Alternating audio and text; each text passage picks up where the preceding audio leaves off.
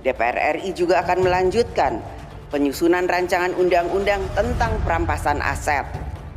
RUU tentang perampasan aset masih dalam tahap untuk menerima masukan dari masyarakat yang bermakna atau meaningful participation, sehingga dapat memperkuat substansi undang-undang tersebut dan memiliki legitimasi yang kuat.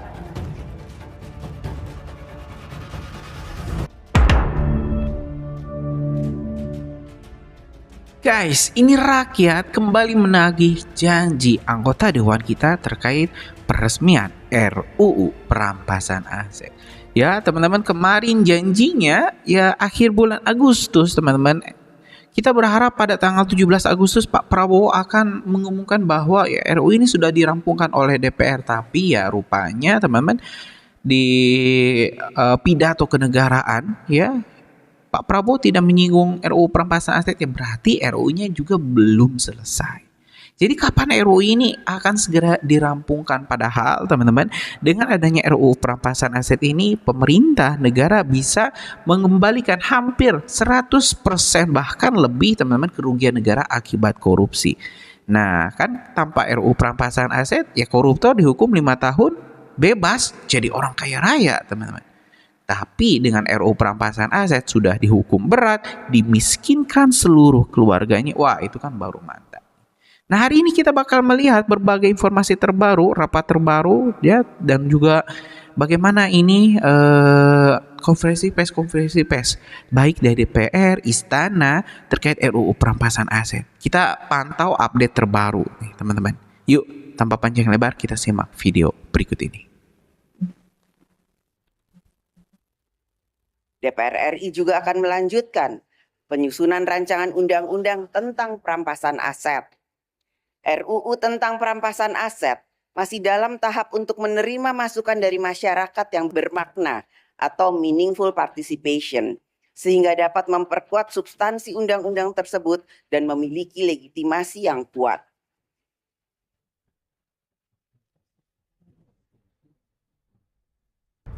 Pemirsa, wacana undang-undang perampasan aset khususnya hasil tindak pidana, kasus kejahatan korupsi akan menjadi senjata pamungkas untuk memiskinkan koruptor dan tentu saja untuk mengembalikan aset negara secara signifikan tanpa proses yang berbelit-belit.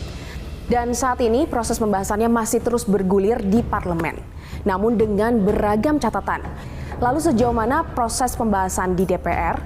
Apa saja tantangan yang dihadapi untuk membuat undang-undang baru ini? Apakah komitmen dari wakil rakyat tersebut sudah sejalan dengan desakan publik? Mari kita bahas lengkapnya dalam Rumah Parlemen berikut ini. RUU perampasan aset pada saat ini sudah berproses di DPR. Banyak animo dari kumpulan masyarakat, organisasi, profesi maupun perorangan yang ingin memberikan masukannya. Sehingga kemarin Komisi 3 pada saat reses pun tetap terus membahas partisipasi publik dari rancangan undang-undang perampasan aset.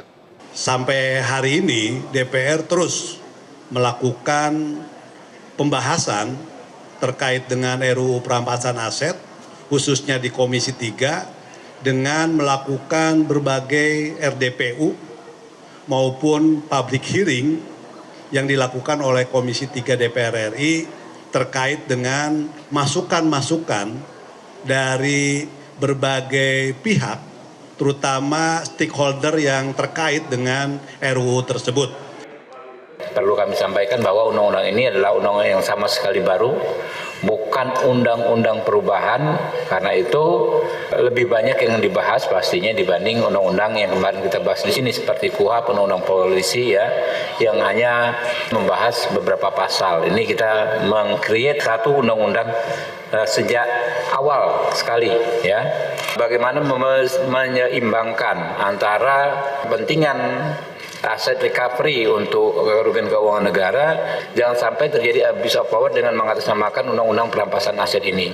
Nah, ini yang kemarin kita masukannya banyak dari teman-teman dan kita perlu pengayaan soal itu.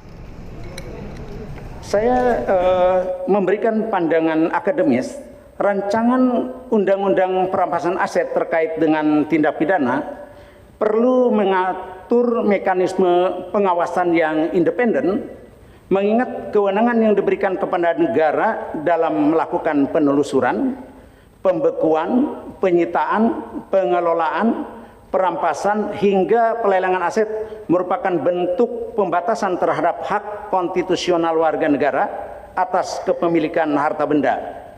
Oleh karena itu, kewenangan yang besar tersebut harus diimbangi dengan sistem pengawasan yang efektif agar tidak menimbulkan penyalahgunaan wewenang atau abuse of power. Ada kekhawatiran ya yang sangat beralasan, jangan sampai nanti kalau sudah diketok palu instrumen undang-undang perampasan aset ini digunakan untuk sandra-menyandra kepentingan politik misalnya. Apalagi kadang ramai dilakukan di tahun politik. Nah, saya rasa ini yang menjauhi dari hakikat dari undang-undang perampasan aset itu kalau nanti sudah diketok palu ya. Ini kan masih RUU. Ya, ini yang tidak boleh sebenarnya dilakukan dalam pembuatan satu undang-undang. Pembuatan undang-undang itu kan dasarnya demi kepentingan negara dan bangsa, bukan demi kepentingan segelintir elit ya ataupun untuk kepentingan kelompok. Kita di Komisi 3 sedang bekerja dengan giat untuk bagaimana memenuhi harapan dari pimpinan DPR. Tapi kalau batang tubuhnya kan sudah ada. Tinggal bagaimana kita connect dengan sistem, ya KUHP, sistem KUHAP, sistem pidana yang lainnya. Saya rasa itu bisa dapat kita capai. Kita di Komisi 3 konsentrasi untuk memasukkan perampasan aset ke prolegnas dan ini akan harus dibahas dan ini sudah kita mulai dan seluruh fraksi tadi setuju agar RUU perampasan aset itu dibahas dan menjadi undang-undang dan seluruh fraksi tidak ada yang membantah dan ingin agar kerugian negara akibat korupsi itu dikembalikan kepada negara dan untuk kesejahteraan rakyat. Memang kemungkinan besar ada peluang baik di sana dengan melihat asas peradilannya bisa lebih cepat bekerjanya. Tapi tentunya kecepatan saja kan nggak cukup ya dalam konteks kita bicara penegakan hukum. Apalagi dalam hal perampasan aset ini kan berarti ada perlindungan aset juga milik pribadi yang mungkin saja itu tidak ada kaitannya dengan tindak pidana. Nah, kalau kemudian tidak diuji di pengadilan, di mana itu akan diuji nantinya? Kalau itu kemudian diberikan peluangnya langsung disita tanpa proses menunggu pembuktian di pengadilan, biasanya banyak hal-hal yang secara formal atau material bisa kurang sebenarnya dan bisa membahayakan positioning bagi mereka yang sebenarnya pemilik dari aset itu yang harusnya juga dilindungi dan punya kepentingan hukum. Maka dari itu reversal burden of proof atau pembalikan beban pembuktian mutlak diperlukan. Dan sebenarnya ini mempermudah kerja dari penyidik juga. Dengan kata lain, si pemilik barang atau aset atau apapun bentuknya tadi yang berkaitan dengan tindak pidana atau tidak, dia harus membuktikan terlebih dahulu. Nah, ada istilahnya actori incumbit onus probandi kan. Siapa yang mendalilkan, maka dia harus membuktikan. Maka dengan demikian masing-masing ditempatkan pada posisi yang equal. Ada prinsip fair trial yang dijalankan dari awal. Dan itu menurut saya harga yang paling mahal dalam penegakan hukum saat ini. Orang melakukan satu perbuatan pidana tetapi aset pribadinya disita. Nah, di situ harus dibuat ketentuan pihak ketiga itu berhak mengajukan keberatan dan menyatakan salah sita.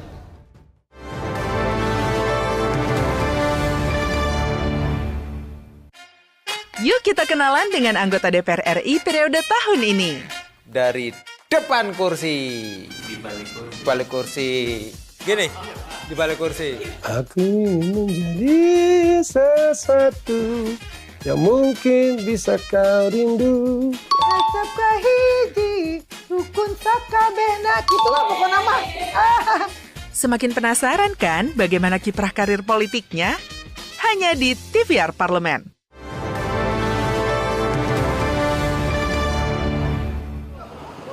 Perampasan aset ini tidak bisa dalam satu helaan nafas saja. Harus ada beberapa tahapan yang dilakukan.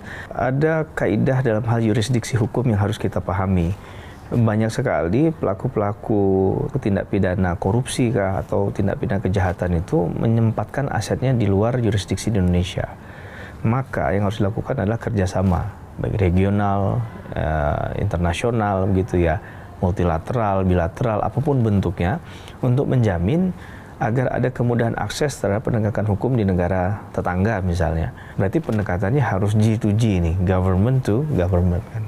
Politik hukum ini sangat menentukan terhadap sebuah undang-undang, apa makna undang-undang tadi, bagaimana tujuan undang-undang tadi itu, kemudian bagaimana kita merasionalisasi dalam bentuk undang-undang itu sendiri. Itu jangan sampai undang-undang perampasan aset itu kita hadirkan, tapi kita menabrak aturan-aturan yang ada. Jangan sampai itu dia tidak tahu menahu soal aset itu, akhirnya disita, dia tidak bisa berbuat banyak.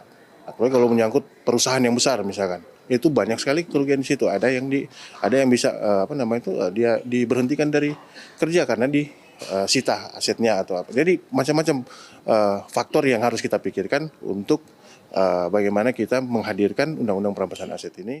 Pembantu, sopir, dan sebagainya, mungkin mereka atas nama dipakai tanpa sepengetahuan mereka. Pihak ketiga ini mungkin mohon diderivasi secara hukum menurut perspektif kedua ibu, sehingga tidak secara sembarangan kemudian pihak ketiga secara semena-mena dinyatakan sebagai bagian yang ikut terlibat. Pihak ketiga yang memanfaatkan celah hukum, wah ada barang murah ini kan, atau pihak ketiga memang pembeli yang baik, pihak ketiga yang baik sesuai dengan ketentuan aturan yang ada. Nah, yang baik ini yang kita lindungi. Ya, kalau dia mendapatkan aset dengan cara-cara yang benar, harga yang benar, prosedur yang benar, itu juga haknya harus dilindungi juga. Ya, jangan terus jadi katakan kamu terlibat juga kasus korupsi, kamu terlibat kasus ini. Nah, padahal dia memperoleh dengan cara-cara yang benar, itu harus dilindungi juga haknya. Hak milik pribadi itu juga harus diakui dan dilindungi dalam RUU perampasan aset ke depannya. Itu poin pertama yang kita tidak boleh lupakan ya. Dan dalam konteks tadi yang saya katakan, pembahasan RUU perampasan aset ke depan juga harus berani menyentuh hal-hal demikian. Karena pada praktiknya banyak yang ternyata penyitaan itu yang mungkin saja tidak ada kaitan dengan tindak pidana. Kami juga menjelaskan bahwa aset ini apabila disita harus juga diberi hak kepada orang yang merasa bahwa dia punya kepentingan. Contoh, orang melakukan satu perbuatan pidana tetapi aset pribadinya disita. Nah, di situ harus dibuat ketentuan pihak ketiga itu berhak mengajukan keberatan dan menyatakan salah sita. Jangan merugikan saya. Orang yang berbuat, jangan saya diminta pertanggungjawaban. Di rancangan ini kami masukkan juga. Kita harus membuat undang-undang yang punya nilai kemanusiaan juga, bukan kepada penjahatnya, bukan pelaku kriminal ya, tapi terhadap orang-orang yang tidak berdosa, yang saya katakan innocence tadi, yang harusnya dilindungi juga. Nah, kalau yang tidak dibunyikan dari awal, apa yang bisa menjamin mereka untuk mendapatkan atau memperoleh kembali hak mereka yang hilang tadi? Keinginan kawan-kawan semua di DPR, semua fraksi tetap ingin menggolkan Undang-Undang Perampasan Aset, dan kita sudah terus-menerus menerima narasumber tentang itu.